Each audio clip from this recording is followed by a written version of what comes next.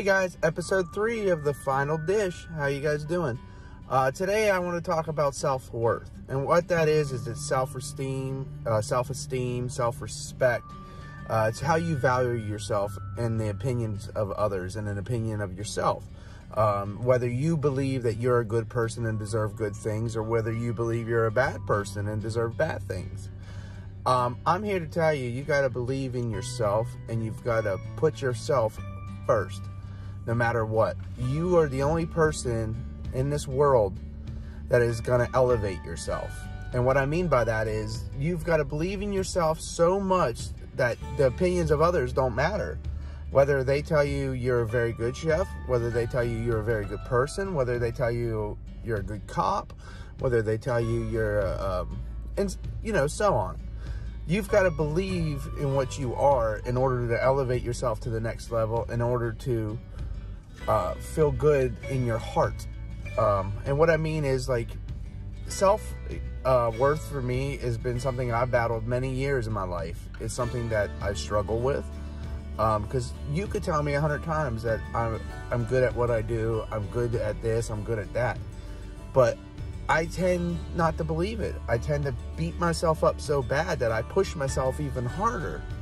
And sometimes that's good for me because I continue to push myself hard.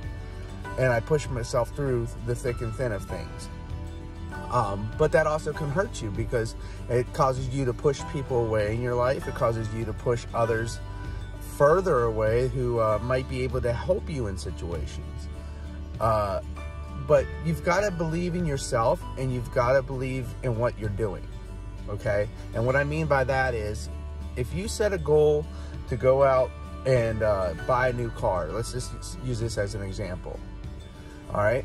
And everybody around you tells you, oh, what a bad idea that is. You can't afford it. Don't spend your money on that. Go buy a used car.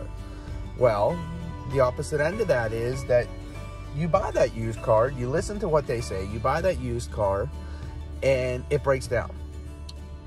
Much like other things in your life.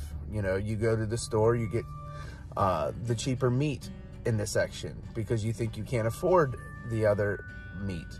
You think you can accomplish paying for those things. And in the long run, you end up causing yourself to spend more money, and you end up causing yourself to put out more anguish, if that makes sense. And what I mean by that, and why I was using that as an example, is like, say in life, okay? Say someone tells you, oh, you'll never be good enough to be that executive chef. You'll never be good enough to be that lawyer. You'll never be good enough to do this. Well, if you choose to put yourself first and believe in yourself, you will elevate yourself to those levels. Whether it takes a year, whether it takes 2 years, whether it takes 3 years, whether it takes 4 years, it doesn't matter, because you're still trying and you're giving yourself 100% and you're moving forward. A little bit about myself. I was 16 years old when I decided to be a chef. Well, backtrack. I was 12 years old when I decided to be a chef. My uncle and me, we would get recipes. He would teach me tricks of the trade and stuff like that. And then I began to develop my skills and my wants in the kitchen.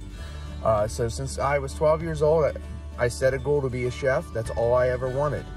I didn't want anything else other than to be a professional wrestler. And well, we know that that wouldn't happen. But anyway, I set the goal to be an executive chef. I worked hard on that goal.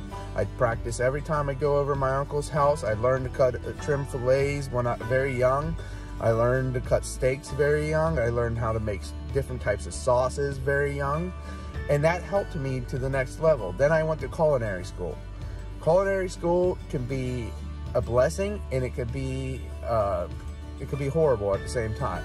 Why? Because you're in there with a bunch of these young, hungry chefs who think they know everything, who think that they're better than everyone, who think that they are white on rice. Let's just say that. And it can make your self-esteem go so low, because when I went to culinary school, I never worked in a professional kitchen.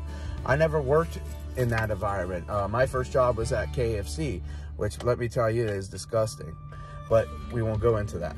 I started getting my self-doubt around that time because people would tell me, oh, you're not good enough, da da da, you're not going to be nothing more than a dishwasher / pantry prep. Well, you know what? I started in a dish pit when I came out of culinary school, and I watched every single day until I had my opportunity to jump on that saute line. And that created my self-want, that created my self-need to succeed, and it made me believe in myself, because that day that guy quit and walked out of that kitchen, I jumped on that saute line and I proved my self-worth. I proved that I could do it. I then became the lead line cook the next day, and then I eventually became the sous chef of that restaurant. And then I went on to open a restaurant and be the first executive chef at the age of 21. So believe in yourself, guys, and set your goals and go towards them. Because at the end of the day, the only person that's going to believe in you more than anyone in this world is you. So believe in your self-worth. If you believe you could do it and you believe you're a good person, then you are a good person and you can do it. But if you believe that you can't do it and that you're a bad person, you're going to start seeing attitude change. You're going to start being more aggressive towards people, because you're always going to think that people are out to get you. And they're not, okay? Not everybody's out to get you. There are some people who don't like you and won't ever like you, but they, you know what? They can kiss the grass, right? Because at the end of the day, what matters is your self-happiness, because nobody else is going to make you happy, okay? Nobody else is going to love you as much as yourself, all right? So that's the final dish.